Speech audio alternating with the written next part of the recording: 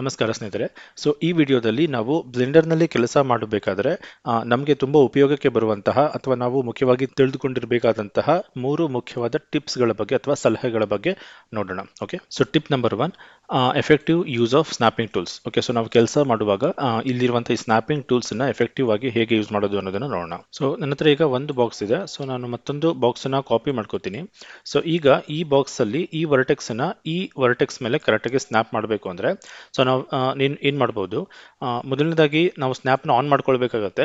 ಇಲ್ಲ ನೀವು snap of ಇದ್ರೂ ಪರವಾಗಿಲ್ಲ, ಕಂಟ್ರೋಲ್ ಯೂಸ್ ಮಾಡಿ ಟೆಂಪ್ರರಿ ಆಗಿ ನಾವು ಸ್ನ್ಯಾಪಿಂಗನ್ನು ಆನ್ ಮಾಡ್ಕೋಬಹುದು. ಓಕೆ, ಸೊ ಕಂಟ್ರೋಲ್ ಯೂಸ್ ಮಾಡ್ಬೋದು. ಸೊ ಹಾಗಾಗಿ ನಾನು ಸ್ನ್ಯಾಪಿಂಗ್ ಇಲ್ಲಿ ಆನ್ ಮಾಡೋದಿಲ್ಲ. ಓಕೆ, ಬಟ್ ಇಲ್ಲಿ ಈ ಸೆಟ್ಟಿಂಗ್ಸ್ ಏನಿದೆ ಸ್ನ್ಯಾಪ್ ಟು ಯಾವುದಕ್ಕೆ ಸ್ನ್ಯಾಪ್ ಆಗಬೇಕು ಅನ್ನೋದು ಅದು ಡಿಫಾಲ್ಟ್ ಆಗಿ ಯಾವಾಗಲೂ ಇನ್ಕ್ರಿಮೆಂಟ್ನಲ್ಲಿರುತ್ತೆ. ಓಕೆ, ಸೊ ನಾನು ಅದನ್ನು ವರ್ಟೆಕ್ಸ್ಗೆ ಚೇಂಜ್ ಮಾಡ್ಕೋತೀನಿ. ಓಕೆ, ಸೊ ಇದೊಂದು ಸೆಟ್ಟಿಂಗ್ ಮಾಡ್ಕೊಳ್ಳಿ ಅಷ್ಟೇ. ಜಸ್ಟ್ ವರ್ಟೆಕ್ಸ್ ಅಂತ ತಗೊಳ್ಳಿ. ಈಗ ಈ ಆಬ್ಜೆಕ್ಟ್ ಹತ್ರ ಬಂದ್ಬಿಟ್ಟು ಜಸ್ಟ್ ಜಿ ಅಂತ ಪ್ರೆಸ್ ಮಾಡಿ, ಮೂವ್ಮೆಂಟಿಗೆ ಜಿ ಅಂತ ಪ್ರೆಸ್ ಮಾಡಿ, ಇಲ್ಲಿ ಹತ್ರ ಬಂದಾಗ ಕಂಟ್ರೋಲ್ ಪ್ರೆಸ್ ಮಾಡಿ ಸ್ನ್ಯಾಪ್ ಆಗುತ್ತೆ ಅಷ್ಟೇ. ಸೊ ನಾನಲ್ಲಿ ಜಿ ಅಂತ ಪ್ರೆಸ್ ಮಾಡುವಾಗ ಕರ್ಸರ್ನ ಇಲ್ಲಿಟ್ಟಿದೆ. ಓಕೆ, ಸೊ ಈ ವರ್ಟೆಕ್ಸ್ನ ಇಲ್ಲಿ ಸ್ನ್ಯಾಪ್ ಮಾಡಬೇಕಾಗಿರೋದ್ರಿಂದ ಕರ್ಸರ್ನ ಇಲ್ಲಿ ಆಬ್ಜೆಕ್ಟ್ ಮೇಲೆ ಅಥವಾ ಆ ಪರ್ಟಿಕ್ಯುಲರ್ ವರ್ಟೆಕ್ಸ್ನ ಹತ್ರ ಇದ್ದುಬಿಟ್ಟು ನಂತರ ಜಿ ಅಂತ ಪ್ರೆಸ್ ಮಾಡಿ ಕಂಟ್ರೋಲ್ ಕೊಡಿ, ವರ್ಕ್ ಆಗುತ್ತೆ.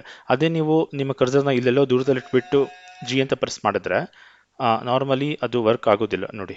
ಸೊ ಈಗ ಒಂದು ವೇಳೆ ಈ ವರ್ಟೆಕ್ಸ್ ಬದಲು ಈ ವರ್ಟೆಕ್ಸ್ನ ಸ್ನ್ಯಾಪ್ ಮಾಡಬೇಕು ಅಂದರೆ ಸೊ ಓಕೆ, ನನ್ನ ಕರ್ಸರ್ನ ಈ ವರ್ಟೆಕ್ಸ್ ಹತ್ರದಲ್ಲೇ ಇಡ್ತೀನಿ.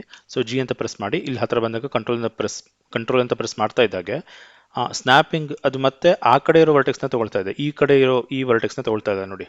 ಓಕೆ, ಯಾಕಂದ್ರೆ ಈ ವರ್ಟೆಕ್ಸ್ ಹತ್ರದಲ್ಲಿತ್ತು. ಓಕೆ, ಸೊ ಈ ವರ್ಟೆಕ್ಸ್ ಇದಕ್ಕೆ ಹತ್ರ ಇದೆ. ಸೊ ಹತ್ರದಲ್ಲಿರೋ ವರ್ಟೆಕ್ಸ್ನ ಅದು ನಾರ್ಮಲಿ ಸ್ನ್ಯಾಪಿಂಗ್ ತಗೊಳುತ್ತೆ. ಸೊ ಹಾಗೆ ನಾವೇನು ಮಾಡ್ಬೋದು, ಜಿ ಅಂತ ಪ್ರೆಸ್ ಮಾಡಿ ಸ್ವಲ್ಪ ಹತ್ರ ತೊಗೊಂಡು ಬನ್ನಿ ಈ ವರ್ಟೆಕ್ಸ್ನ, ನಂತರ ಮತ್ತೊಂದ್ಸಲ ಪ್ರೆಸ್ ಮಾಡಿ ನಂತರ ಕಂಟ್ರೋಲ್ ಯೂಸ್ ಮಾಡಿ ಸ್ನ್ಯಾಪ್ ಮಾಡ್ಕೋಬೋದು. ಓಕೆ, ಈಗ ಎರಡನೇ ಎಕ್ಸಾಂಪಲ್ ನೋಡೋಣ ಸ್ನೇಹಿತರೆ. ಸೊ ಇಲ್ಲಿ ಈ ಬಾಕ್ಸ್ ಏನಿದೆ ಇದನ್ನು ನಾನು ವರ್ಟಿಕಲ್ ಆಗಿ ಅಂದರೆ ಝೆಡ್ ಡೈರೆಕ್ಷನಲ್ಲಿ ಸ್ಕೇಲ್ ಮಾಡಬೇಕು. ಸ್ಕೇಲ್ ಮಾಡಬೇಕಾದ್ರೆ ಈ ಕೆಳಗಡೆ ಸರ್ಫೇಸ್ ಏನಿದೆ ಅದು ಈ ಬಾಕ್ಸಿನ ಮೇಲ್ಗಡೆ ಸರ್ಫೇಸ್ಗೆ ಹೈಟಿಗೆ ಕರೆಕ್ಟಾಗಿ ಬರಬೇಕು. ಓಕೆ, ಸೊ ಆ ಥರ ಮಾಡಬೇಕಂದ್ರೆ ಏನು ಮಾಡ್ಬೋದು, ಇಲ್ಲೂ ಕೂಡ ಕಂಟ್ರೋಲ್ನ ಯೂಸ್ ಮಾಡ್ಬೋದು, ಸ್ನ್ಯಾಪಿಂಗಿಗೆ ಕಂಟ್ರೋಲ್ ಯೂಸ್ ಮಾಡ್ಬೋದು. ಈ ಸ್ನ್ಯಾಪ್ ಟು ಬಂದ್ಬಿಟ್ಟು ವರ್ಟೆಕ್ಸ್ಗೆ ಇರಲಿ, ಇವನ್ ಫೇಸ್ ಇದ್ರೂ ನಡೆಯುತ್ತೆ, ಬಟ್ ವರ್ಟೆಕ್ಸ್ ಇರಲಿ ಬೆಟರ್. ಬಟ್ ಇಲ್ಲಿ ಮತ್ತೊಂದು ಆಪ್ಷನ್ ನಾನು ಜಸ್ಟ್ ಈಗ ಆನ್ ಮಾಡಿದ್ದೆ, ಈ ಅಫೆಕ್ಟ್ ಅಂತ ಏನಿದೆ ಇಲ್ಲಿ ಮೂವ್ ಜೊತೆಗೆ ಸ್ಕೇಲ್ನ ಕೂಡ ಆನ್ ಮಾಡ್ಕೊಳ್ಬೇಕಾಗುತ್ತೆ. ಓಕೆ, ಸೊ ಆಫ್ ಆಗಿರುತ್ತೆ ಡಿಫಾಲ್ಟ್ ಆಗಿ, ಇದನ್ನು ಆನ್ ಮಾಡ್ಕೊಳ್ಳಿ. ಓಕೆ, ಈಗ ನಾವು ಸ್ಕೇಲ್ ಇನ್ ಝೆಡ್ ಡೈರೆಕ್ಷನ್ ಅಂದರೆ SZ ಅಲ್ವಾ, SZ ಅಂತ ಕೊಡಿ. ನಂತರ ಇಲ್ಲಿ ಹತ್ತಿರದಲ್ಲಿ ಬಂದ್ಬಿಟ್ಟು ಕಂಟ್ರೋಲ್ ಪ್ರೆಸ್ ಮಾಡಿ. ಸೊ ಈ ಪಾಯಿಂಟಿಗೆ ಸ್ನ್ಯಾಪ್ ಆಗುತ್ತೆ ಅಷ್ಟೇ. ನೀವು ನೋಡ್ಬೋದು ಕೆಳಗಡೆ ಸರ್ಫೇಸ್ ಅದರ ಮೇಲ್ಗಡೆ ಸರ್ಫೇಸ್ಗೆ ಎಕ್ಸಾಕ್ಟ್ ಆಗಿ ಮ್ಯಾಚ್ ಆಗಿರುತ್ತೆ. ಓಕೆ ಸ್ನೇಹಿತರೆ, ಈಗ ಟಿಪ್ ನಂಬರ್ 2. ಓಕೆ, ಸೊ ನನ್ನ ಹತ್ರ ಒಂದು ಸ್ಪಿಯರ್ ಇದೆ, ಹಾಗೆ ನಾನು ಒಂದು ಟೋರಸ್ ಆಬ್ಜೆಕ್ಟ್ನ ಕ್ರಿಯೇಟ್ ಮಾಡ್ಕೋತೀನಿ. ಸೊ ಜಿ ಪ್ರೆಸ್ ಮಾಡಿ ಸ್ವಲ್ಪ ಸಣ್ಣದು ಮಾಡ್ಕೊಳ್ಳಿ. ಸೊ ಇದನ್ನು ಸೆಲೆಕ್ಟ್ ಮಾಡಿ ರೈಟ್ ಕ್ಲಿಕ್ ಮಾಡಿ ಶೇಡ್ ಸ್ಮೂತ್ ಅಂತ ಮಾಡ್ಕೊಳ್ಳಿ. ಓಕೆ, ಸೊ ಈಗ ನನಗೆ ಈ ಟೋರಸನ್ನು ಈ ಸ್ಪಿಯರ್ ಮೇಲೆ ಕರೆಕ್ಟಾಗಿ ಅಲೈನ್ ಮಾಡಿ ಮಲಗಿಸ್ಬೇಕು. ಓಕೆ, ಮತ್ತು ಅದೇ ಥರದ ಸಾಕಷ್ಟು ಟೋರಸ್ಗಳನ್ನು ಇದೇ ಸ್ಪಿಯರ್ ಮೇಲೆ ಕರೆಕ್ಟಾಗಿ ಅಲೈನ್ ಮಾಡಬೇಕು. ಓಕೆ, ಆ ಥರ ಇದ್ದಾಗ ನಾವೇನು ಮಾಡ್ಬೋದು, ಸೊ ಇಲ್ಲಿ ಕೂಡ ನಾವು ಮತ್ತೆ ಸ್ನ್ಯಾಪಿಂಗ್ ಆಪ್ಷನ್ಸ್ನ ಯೂಸ್ ಮಾಡ್ಬೋದು. ಇಲ್ಲಿ ಮೊದಲನೇದಾಗಿ ಸ್ನ್ಯಾಪ್ ಟು ವರ್ಟೆಕ್ಸ್ ಬೇಡ, ಫೇಸ್ ಅಂತ ಇಟ್ಕೊಳ್ಳಿ. ಓಕೆ, ಸೊ ಫೇಸ್ ಅಂತ ಸೆಟ್ ಮಾಡಿ ನಂತರ ಕೆಳಗಡೆ ಈ ಎರಡು ಆಪ್ಷನ್ಸ್ಗಳೇನಿರುತ್ತೆ ಅಲೈನ್, ರೊಟೇಷನ್ ಟು ಟಾರ್ಗೆಟ್, ಅದು ಮತ್ತೆ ಪ್ರೊಜೆಕ್ಟ್ ಇಂಡಿವಿಜುವಲ್ ಎಲಿಮೆಂಟ್ಸ್, ಈ ಎರಡು ಆಪ್ಷನ್ಗಳನ್ನು ಆನ್ ಮಾಡ್ಕೊಳ್ಳಿ. ಓಕೆ, ಸೊ ಫೇಸ್ ಅಂತ ಇಟ್ಕೊಳ್ಳಿ, ಇಲ್ಲಿ ಈ ಎರಡು ಆಪ್ಷನ್ಸ್ಗಳನ್ನು ಆನ್ ಮಾಡ್ಕೊಳ್ಳಿ ಅಷ್ಟೇ. ನಂತರ ನೀವು ಬೇಕಿದ್ರೆ ಸ್ನ್ಯಾಪ್ ಆನ್ ಮಾಡ್ಬೋದು, ಇಲ್ಲ ಕಂಟ್ರೋಲ್ ಯೂಸ್ ಮಾಡ್ಬೋದು. ಓಕೆ, ಸ್ನ್ಯಾಪ್ ಆನ್ ಮಾಡ್ಕೊಳ್ಳೋಣ. ಈಗ ಈ ಆಬ್ಜೆಕ್ಟನ್ನು ಸೆಲೆಕ್ಟ್ ಮಾಡಿ ಜಸ್ಟ್ ಜಿ ಅಂತ ಪ್ರೆಸ್ ಮಾಡಿ ಇದರ ಹತ್ರ ತೊಗೊಂಡು ಬನ್ನಿ. ನೀವು ನೋಡ್ಬೋದು ಹತ್ರ ಬರ್ತಾ ಇದ್ದ ಹಾಗೆ ಅದು ಸ್ಪಿಯರ್ ಮೇಲೆ ಈಸಿಯಾಗಿ ಕರೆಕ್ಟಾಗಿ ಅಲೈನ್ ಆಗುತ್ತೆ.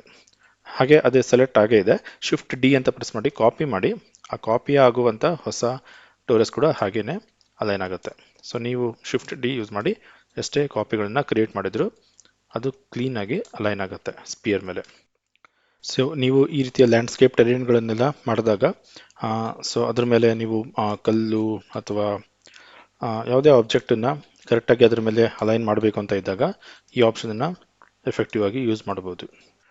ಓಕೆ ಸ್ನೇಹಿತರೆ, ಇನ್ನು ಟಿಪ್ ನಂಬರ್ 3ನಲ್ಲಿ ಇಲ್ಲಿ ನಾವು ವ್ಯೂಪೋರ್ಟ್ನಲ್ಲಿ ಇಲ್ಲಿ ಟಾಪ್ ರೈಟ್ ಕಾರ್ನರ್ನಲ್ಲಿ ನಮಗೆ ಸಿಗುವಂಥ ಕೆಲವು ಯೂಸ್ಫುಲ್ ಆಪ್ಷನ್ಸ್ಗಳ ಬಗ್ಗೆ ನೋಡೋಣ. ಓಕೆ, ಸೊ ಮೊದಲನೇದಾಗಿ ಈ ಲಿಸ್ಟ್ ಏನಿದೆ, ಸೊ ಇದರಿಂದ ನಾವು ಬೇರೆ ಬೇರೆ ಟೈಪ್ ಆಬ್ಜೆಕ್ಟ್ಸ್ಗಳನ್ನ ಅವುಗಳ ವಿಸಿಬಿಲಿಟಿನ ಕಂಟ್ರೋಲ್ ಮಾಡ್ಬೋದು, ಹಾಗೆ ಅವುಗಳ ಸೆಲೆಕ್ಟಬಿಲಿಟಿನ ಕೂಡ ಕಂಟ್ರೋಲ್ ಮಾಡ್ಬೋದು. ಅಂದರೆ ಈಗ ನಮ್ಮ ಸೀನಲ್ಲಿ ಬೇರೆ ಬೇರೆ ಟೈಪ್ ಆಬ್ಜೆಕ್ಟ್ಸ್ ಇದೆ, ಟೆಕ್ಸ್ಟ್ ಇದೆ, ಕರ್ವ್ ಇದೆ, ಕ್ಯಾಮ್ರಾ ಇದೆ, ಲೈಟ್ ಇದೆ, ಮೆಶ್ ಇದೆ ಮುಖ್ಯವಾಗಿ.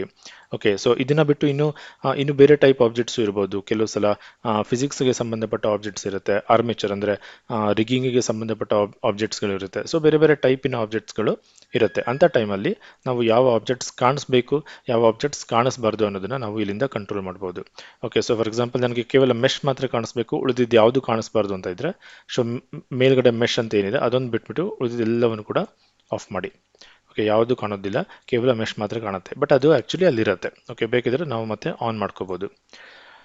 ಸೊ ಕೆಲವು ಸಲ ನನಗೆ ವರ್ಕ್ ಮಾಡುವಾಗ ಕೇವಲ ಮೆಷನ್ನು ಮಾತ್ರ ಸೆಲೆಕ್ಟ್ ಮಾಡಬೇಕು, ಉಳಿದಿದ್ದು ಯಾವುದು ಸೆಲೆಕ್ಟ್ ಆಗಬಾರ್ದು, ಅಂದರೆ ಬೈ ಮಿಸ್ಟೇಕ್ ಇದು ಸೆಲೆಕ್ಟ್ ಆಗೋ ಚಾನ್ಸಸ್ ಇರುತ್ತೆ ಕೆಲಸ ಮಾಡುವಾಗ.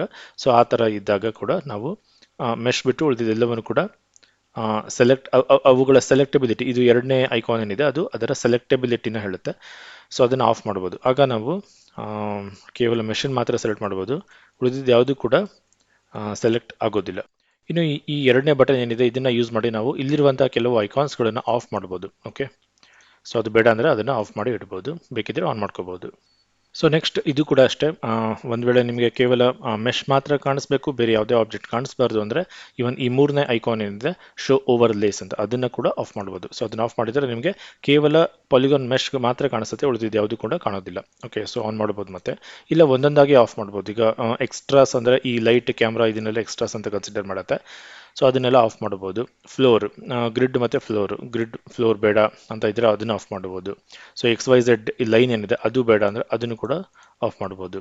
ಓಕೆ, ಸೊ 3D ಕರ್ಸರ್ ಕಾಣಿಸ್ಬೋದು, ಇದೇನು ಕಾಣಿಸ್ತಾ ಇದೆ 3D ಕರ್ಸರ್, ಅದು ಬೇಡ, ಅದನ್ನು ಆಫ್ ಮಾಡ್ಬೋದು ಇಲ್ಲಿಂದ. ಓಕೆ, ಸೊ ಬೇರೆ ಬೇರೆ ಟೈಪ್ ಆಬ್ಜೆಕ್ಟ್ಸ್ನ ಆಫ್ ಮಾಡ್ಬೋದು. ರಿಲೇಷನ್ಶಿಪ್ ಲೈನ್ಸ್ ಅಂತ, ರಿಲೇಷನ್ಶಿಪ್ ಲೈನ್ಸ್ ಅಂದರೆ ಈ ಪೇರೆಂಟಿಂಗ್ ಮಾಡುವಾಗ, ಸೊ ಫಾರ್ ಎಕ್ಸಾಂಪಲ್ ಈ ಎರಡು ಆಬ್ಜೆಕ್ಟ್ನ ಸೆಲೆಕ್ಟ್ ಮಾಡಿ ಕಂಟ್ರೋಲ್ P ಕೊಟ್ಟರೆ ಆಬ್ಜೆಕ್ಟ್, ಸೊ ಒಂದು ಪೇರೆಂಟಿಂಗ್ ಮಾಡ್ತೀವಿ. ಸೊ ಪೇರೆಂಟಿಂಗ್ ಬಗ್ಗೆ ಮತ್ತೊಂದ್ಸಲ ನೋಡೋಣ. ಸೊ ಬಟ್ ಪೇರೆಂಟಿಂಗ್ ಮಾಡಿದಾಗ ಈ ರೀತಿಯ ರಿಲೇಷನ್ಶಿಪ್ ಲೈನ್ಗಳು ಕ್ರಿಯೇಟ್ ಆಗುತ್ತೆ. ಓಕೆ, ಸೊ ರಿಗ್ಗಿಂಗ್ ಮಾಡುವಾಗ ಎಲ್ಲ ಈ ರಿಲೇಷನ್ಶಿಪ್ ಲೈನ್ಗಳು ತುಂಬ ಬರುತ್ತೆ. ಸೊ ಅದು ನಮಗೆ ಕಾಣಿಸ್ಬಾರ್ದು ಅಂತ ಇದ್ದರೆ ಅದನ್ನು ನೀವು ಇಲ್ಲಿಂದ ಆಫ್ ಮಾಡ್ಬೋದು. ಸೊ ಬೇರೆ ಬೇರೆ ಟೈಪ್ ಆಬ್ಜೆಕ್ಟ್ಸ್ಗಳನ್ನ ಇಲ್ಲಿಂದ ನಾವು ಆಫ್ ಮಾಡ್ಬೋದು. ಇನ್ನು ಇದು ನೆಕ್ಸ್ಟ್ ಬಂದ್ಬಿಟ್ಟು ಟಾಗಲ್ ಎಕ್ಸ್ರೇ ಮೋಡ್ ಅಂತ. ಓಕೆ, ಸೊ ಇದು ಆಬ್ಜೆಕ್ಟ್ಗಳು ಸೆಮಿ ಟ್ರಾನ್ಸ್ಪರೆಂಟ್ ಆಗಿ ಕಾಣುತ್ತೆ. ಓಕೆ, ಸೊ ಮಾಡೆಲಿಂಗ್ ಮಾಡುವಾಗ ನಮಗೆ ಈ ಆಪ್ಷನ್ಗಳು ಬೇಕಾಗುತ್ತೆ, ಆಬ್ಜೆಕ್ಟನ್ನು ಸೆಮಿ ಟ್ರಾನ್ಸ್ಪರೆಂಟ್ ಆಗಿ ಕಾಣೋ ಹಾಗೆ ಮಾಡುತ್ತೆ. ಇನ್ನು ಈ ನೆಕ್ಸ್ಟ್ 4 ಸರ್ಕಲ್ಗಳು, ಸಣ್ಣ ಸಣ್ಣ ಸರ್ಕಲ್ಗಳು ಏನಿದೆ ಸ್ನೇಹಿತರೆ, ಸೊ ಇದು 4 ವ್ಯೂಪೋರ್ಟಿನ ಬೇರೆ ಬೇರೆ ಟೈಪ್ ಆಫ್ ಶೇಡಿಂಗ್ ನಮ್ಗೇನು ಸಿಗುತ್ತೆ ವ್ಯೂಪೋರ್ಟ್ನಲ್ಲಿ, ಬ್ಲೆಂಡರ್ನಲ್ಲಿ, ಅದು ಈ 4 ಸರ್ಕಲ್ಗಳು ರೆಪ್ರೆಸೆಂಟ್ ಮಾಡುತ್ತೆ. ಇದು ನಮಗೆ ಇವನ್ ಈ Z ಪ್ರೆಸ್ ಮಾಡಿದಾಗ, ನೀವು ಶಾರ್ಟ್ ಕೀ Z ಪ್ರೆಸ್ ಮಾಡಿದಾಗ ನಿಮಗೆ 4 ಏನು ಮೆಥಡ್ ಕಾಣುತ್ತೆ. ಈಗ ಡಿಫಾಲ್ಟ್ ಆಗಿ ನಾವು ಯಾವಾಗಲೂ ಸಾಲಿಡ್ ವ್ಯೂನಲ್ಲೇ ಇರ್ತೀವಿ. ಓಕೆ, ಸೊ ಸಾಲಿಡ್ ವ್ಯೂನಲ್ಲಿ ನಾವು ಆಬ್ಜೆಕ್ಟ್ಗಳನ್ನ ನೋಡ್ತಾ ಇದ್ದೀವಿ. ಸೊ ಅದೇ ವೈರ್ ಫ್ರೇಮ್ ಸೆಲೆಕ್ಟ್ ಮಾಡಿದ್ರೆ ನಮಗೆ ವೈರ್ ಫ್ರೇಮ್ ವ್ಯೂ ಸಿಗುತ್ತೆ. ಸೊ ಅದನ್ನು ಬಿಟ್ಟು ಮೆಟೀರಿಯಲ್ ವ್ಯೂ ಪ್ರಿವ್ಯೂ ಅಂತ ಇದೆ, ಸೊ ಸೆಲೆಕ್ಟ್ ಮಾಡಿ. ಸೊ ಇದು ನೀವು ಆ್ಯಕ್ಚುಲಿ ಆಬ್ಜೆಕ್ಟ್ಗಳಿಗೆ ಮೆಟೀರಿಯಲ್ಗಳನ್ನು ಅಪ್ಲೈ ಮಾಡಿದಾಗ ಇದು ನಿಮಗೆ ಕರೆಕ್ಟಾಗಿ, ಅಂದರೆ ಆ ಮೆಟೀರಿಯಲ್ ಕರೆಕ್ಟಾಗಿ ಇಲ್ಲಿ ತೋರಿಸುತ್ತೆ ಹೇಗೆ ಕಾಣಿಸ್ತಾ ಇದೆ ಅಂತ. ಮತ್ತೆ Z ಪ್ರೆಸ್ ಮಾಡಿ ರೆಂಡರ್ಡ್ ವ್ಯೂ. ಓಕೆ, ಸೊ ನೀವು ಲೈಟ್ ಹಾಕಿಬಿಟ್ಟು, ಮೆಟೀರಿಯಲ್ಸ್ ಹಾಕಿಬಿಟ್ಟು ಲೈಟ್ ಹಾಕಿಬಿಟ್ಟು ನಿಮಗೆ ಇಲ್ಲಿ ಅದು ಕೂಡ ಕಾಣುತ್ತೆ. ಓಕೆ, ಸೊ ಅಂದರೆ ಈ ರೆಂಡರ್ಡ್ ವ್ಯೂನಲ್ಲಿ ನಿಮಗೆ ಇವನ್ ಲೈಟಿಂಗ್ ಇನ್ಫಾರ್ಮೇಷನ್ ಕೂಡ ಕಾಣುತ್ತೆ. ಓಕೆ, ಸೊ ಫಾರ್ ಎಕ್ಸಾಂಪಲ್ ಇಲ್ಲೊಂದು ಲೈಟ್ ಇದೆ, ಬಟ್ ಅಷ್ಟು ಗೊತ್ತಾಗ್ತಾ ಇಲ್ಲ. ಸೊ ಆ ಲೈಟ್ ಸೆಲೆಕ್ಟ್ ಮಾಡಿ ಅದರ ಲೈಟ್ ಪ್ರಾಪರ್ಟೀಸಿಗೆ ಹೋಗ್ಬಿಟ್ಟು, ಸೊ ಅದರ ಪವರ್ನ ಸ್ವಲ್ಪ ಜಾಸ್ತಿ ಮಾಡೋಣ, ಒಂದು 250 ಕೊಟ್ಟು ನೋಡಿ ಈಗ. ಓಕೆ, ಸೊ ಆ ಲೈಟಿನ ಎಫೆಕ್ಟ್ ನಿಮಗೆ ರೆಂಡರ್ಡ್ ವ್ಯೂನಲ್ಲಿ ಗೊತ್ತಾಗುತ್ತೆ. ಓಕೆ, ಇನ್ನು ನೆಕ್ಸ್ಟ್ ಇಲ್ಲೊಂದು ಡೌನ್ ಆರೋ ಇದೆ. ಸೊ ಇದೇನಪ್ಪ ಅಂದರೆ ಈ 4 ಸರ್ಕಲ್ನಲ್ಲಿ ನೀವು ಯಾವುದನ್ನ ಸೆಲೆಕ್ಟ್ ಮಾಡಿದ್ದೀರಾ, ಯಾವ ಶೇಡಿಂಗ್ ಮೆಥಡ್ನ ಸೆಲೆಕ್ಟ್ ಮಾಡಿದ್ದೀರಾ ಅದಕ್ಕೆ ಸಂಬಂಧಪಟ್ಟ ಒಂದಿಷ್ಟು ಜಾಸ್ತಿ ಸೆಟ್ಟಿಂಗ್ಸ್ಗಳು ಇಲ್ಲಿ ಇರುತ್ತೆ. ಓಕೆ, ಸೊ ಫಾರ್ ಎಕ್ಸಾಂಪಲ್ ಈಗ ಇದು ಎರಡನೇದು ನಾವು ಸಾಲಿಡ್ ಮೋಡ್ ಸೆಲೆಕ್ಟ್ ಮಾಡಿದರೆ, ಸೊ ಅಲ್ಲಿ ಹೋದರೆ ನೀವು ಡಿಫಾಲ್ಟ್ ಆಗಿ ನಾವು ಯಾವಾಗಲೂ ಈ ಸ್ಟುಡಿಯೋ ಅನ್ನೋ ಶೇಡಿಂಗ್ನಲ್ಲಿ ಇರ್ತೀವಿ. ಸೊ ಒಂದು ವೇಳೆ ನೀವು ಮ್ಯಾಟ್ ಕ್ಯಾಪ್ ಅಂತ ಹೋದರೆ ಅಲ್ಲಿ ನೀವು ನೋಡ್ಬೋದು, ಸೊ ಬೇರೆ ಬೇರೆ ರೀತಿಯ ಶೇಡಿಂಗ್ಗಳು ಸಿಗುತ್ತೆ ನಿಮ್ಮ ಆಬ್ಜೆಕ್ಟ್ಸ್ಗಳು. ಅಂದರೆ ಏನೆಲ್ಲ ಮಾಡೆಲ್ಗಳನ್ನ ಕ್ರಿಯೇಟ್ ಮಾಡಿರ್ತೀರಾ ಈ ಫೈಲ್ನಲ್ಲಿ, ಸೊ ಅದಕ್ಕೆ ಬೇರೆ ಬೇರೆ ರೀತಿಯ ಶೇಡಿಂಗ್ನ ಡೈರೆಕ್ಟಾಗಿ ಅಪ್ಲೈ ಮಾಡಿ ನೋಡ್ಬೋದು. ಓಕೆ, ಸೊ ಇದರಿಂದ ನಮ್ಮ ಮಾಡೆಲ್ ಬೇರೆ ಬೇರೆ ಶೇಡಿಂಗ್ನಲ್ಲಿ ಹೇಗೆ ಕಾಣುತ್ತೆ. ಸೊ ನೋಡಿ, ಕೆಲವು ತುಂಬ ಗ್ಲಾಸಿ ಆಗಿರುವಂಥ ಶೇಡಿಂಗ್ ಕೂಡ ಸಿಗುತ್ತೆ, ಸ್ವಲ್ಪ ಶೈನಿಂಗ್ ಸ್ಪೆಕ್ಯುಲಾರಿಟಿ ಇರುವಂಥ ಶೈನಿಂಗ್ ಕೂಡ ಸಿಗುತ್ತೆ. ಓಕೆ, ಸೊ ಇದರಿಂದ ನಮ್ಮ ಮಾಡೆಲ್ ಬೇರೆ ಬೇರೆ ಶೇಡಿಂಗ್ನಲ್ಲಿ ಹೇಗೆ ಕಾಣುತ್ತೆ ಅಂತ ಗೊತ್ತಾಗುತ್ತೆ. ಕೆಲವು ಸಲ ಮಾಡೆಲ್ನಲ್ಲಿ ಏನಾದರೂ ಮಿಸ್ಟೇಕ್ಸ್ ಇದ್ದರೆ ಅದು ಕೂಡ ಡೈರೆಕ್ಟಾಗಿ ಇಲ್ಲಿ ಗೊತ್ತಾಗ್ತಾ ಇರಲ್ಲ, ಒಂದೊಂದ್ಸಲ ಇಲ್ಲಿ ಅದು ಆಬ್ವಿಯಸ್ ಆಗಿ ಗೊತ್ತಾಗುವಂಥ ಚಾನ್ಸಸ್ ಇರುತ್ತೆ. ಸೊ ನಾನಿಲ್ಲಿ ಜಿಪ್ ಫೈಲ್ನ ಓಪನ್ ಮಾಡಿದ್ದೀನಿ. ಸೊ ಇಲ್ಲಿ ನೀವು ನೋಡ್ಬೋದು ಈ ಕ್ಯಾವಿಟಿ ಅನ್ನೋ ಆಪ್ಷನ್ ಏನಿದೆ, ಸೊ ಇದನ್ನು ಆನ್ ಮಾಡೋದ್ರಿಂದ ನಿಮ್ಮ ಮಾಡೆಲ್ನಲ್ಲಿ ಒಂದಿಷ್ಟು ಆಂಬಿಯಂಟ್ ಒಕ್ಲೂಷನ್ ಸಿಗುತ್ತೆ ನಿಮಗೆ. ಸೊ ಅದರಿಂದ ನಿಮ್ಮ ಮಾಡೆಲ್ ಇನ್ನೂ ಕ್ಲಿಯರ್ ಆಗಿ ಕಾಣುತ್ತೆ ವ್ಯೂಪೋರ್ಟ್ನಲ್ಲಿ ಹೇಗೆ ಕಾಣಿಸುತ್ತೆ ಅಂತ. ಸೊ ನೀವು ಡೈರೆಕ್ಟಾಗಿ ವ್ಯೂಪೋರ್ಟಿಂದ ಏನಾದರೂ ಪ್ರೆಸೆಂಟೇಷನ್ ಕೊಡೋದಿದ್ರೆ ಆಗ ನಿಮಗೆ ಇದು ತುಂಬ ಯೂಸ್ಫುಲ್ ಇರುತ್ತೆ. Okay, so even shadow on ಮಾಡ್ಬೋದು. ಓಕೆ, ಸೊ ಶ್ಯಾಡೋ ಎಷ್ಟು ಇರಬೇಕು ಅನ್ನೋದನ್ನು ನೀವು ವ್ಯೂಪೋರ್ಟ್ನಲ್ಲಿ ನಿಮಗೆ ಶ್ಯಾಡೋ ಕೂಡ ಸಿಗುತ್ತೆ. ನೀವು ಕೆಲವು ಸಲ ಅನಿಮೇಷನ್ ಪ್ಲೇಬ್ಲಾಸ್ಟ್ ತೆಗೆಯುವಾಗ ವ್ಯೂಪೋರ್ಟಿಂದನೇ ಅನಿಮೇಷನ್ ಪ್ಲೇಬ್ಲಾಸ್ಟ್ ತೆಗೆಯುವಾಗ ಅಥವಾ ವ್ಯೂಪೋರ್ಟಿಂದನೇ ಡೈರೆಕ್ಟಾಗಿ ಸ್ಕ್ರೀನ್ಶಾಟ್ ತೆಗೆಯೋದಿದ್ರೆ ಆಗ ನಿಮಗೆ ಈ ಎಲ್ಲ ಆಪ್ಷನ್ಗಳು ತುಂಬಾ ಯೂಸ್ಫುಲ್ ಆಗಿರುತ್ತೆ. ಓಕೆ, ಇನ್ನು ನೀವು ಒಂದು ವೇಳೆ ಮೆಟೀರಿಯಲ್ ಪ್ರಿವ್ಯೂನಲ್ಲಿ ಇದ್ದರೆ, ಸೊ ಅಲ್ಲಿ ನಿಮಗೆ ಮೆಟೀರಿಯಲ್ ಪ್ರಿವ್ಯೂನಲ್ಲಿ ಇದ್ದರೆ ಇದರಲ್ಲಿ ಅಲ್ಲಿ ನಿಮಗೆ ಕೆಲವು ರೆಡಿಮೇಡ್ HDRI ಸೆಟ್ಟಿಂಗ್ಸ್ಗಳು ಸಿಗುತ್ತೆ. ಓಕೆ, ಸೊ ಫಾರ್ ಎಕ್ಸಾಂಪಲ್ ಈ ಒಂದು ಪ್ಲೇನ್ಗೆ ನಾವು ಇಲ್ಲಿ ಮೆಟೀರಿಯಲ್ ಪ್ರಾಪರ್ಟೀಸ್ನಲ್ಲಿ ಬಂದುಬಿಟ್ಟು ಒಂದು ಹೊಸ ಮೆಟೀರಿಯಲ್ನ ಕ್ರಿಯೇಟ್ ಮಾಡೋಣ. ಸೊ ಅದಕ್ಕೆ ನೀವು ಏನಾದರೂ ಬೇಕಿದ್ರೆ ನೇಮ್ ಕೊಡ್ಬೋದು. ನಾನು ಟೆರೇನ್ ಅಂತ ನೇಮ್ ಕೊಡ್ತೀನಿ. ಸೊ ಟೆರೇನ್ ಶೈನಿಂಗ್ ಆಗಿರೋದಿಲ್ಲ, ಬಟ್ ನಾನು ಇದಕ್ಕೆ ಶೈನಿಂಗ್ ಕೊಡೋಣ ಅಂತ ಇದ್ದೀನಿ. ಓಕೆ, ಸೊ ಇದಕ್ಕೆ ಒಂದು ಕಲರ್ನ ಕೊಡಿ. ಓಕೆ, ಸೊ ಈಗ ನೀವು ಈ ಸೆಟ್ಟಿಂಗ್ಸ್ನಲ್ಲಿ ಬಂದು ನೋಡಿದ್ರೆ ನಿಮಗೆ ಬೇರೆ ಬೇರೆ HDRI ಸೆಟ್ಟಿಂಗ್ಗಳು ಕಾಣುತ್ತೆ. ಓಕೆ, ಸೊ ಇದು ಅಷ್ಟು ಕಾಣಿಸ್ತಾ ಇಲ್ಲ, ಯಾಕಂದರೆ ಅದರ ರಫ್ನೆಸ್ನ ನಾವು ಕಡಿಮೆ ಮಾಡೋಣ. ಓಕೆ, ಸೊ ನೀವೀಗ ನೋಡ್ಬೋದು. ಸೊ ವ್ಯೂಪೋರ್ಟ್ನಲ್ಲೇ ನೀವು ಬೇರೆ ಬೇರೆ ರೀತಿಯ HDRI ಬ್ಯಾಕ್ಗ್ರೌಂಡ್ಗಳನ್ನು ಹಾಕಿ ಚೆಕ್ ಮಾಡ್ಬೋದು ನಿಮ್ಮ ಮಾಡೆಲ್ ಹೇಗೆ ಬರ್ತಾ ಇದೆ ಅಂತ. Okay, so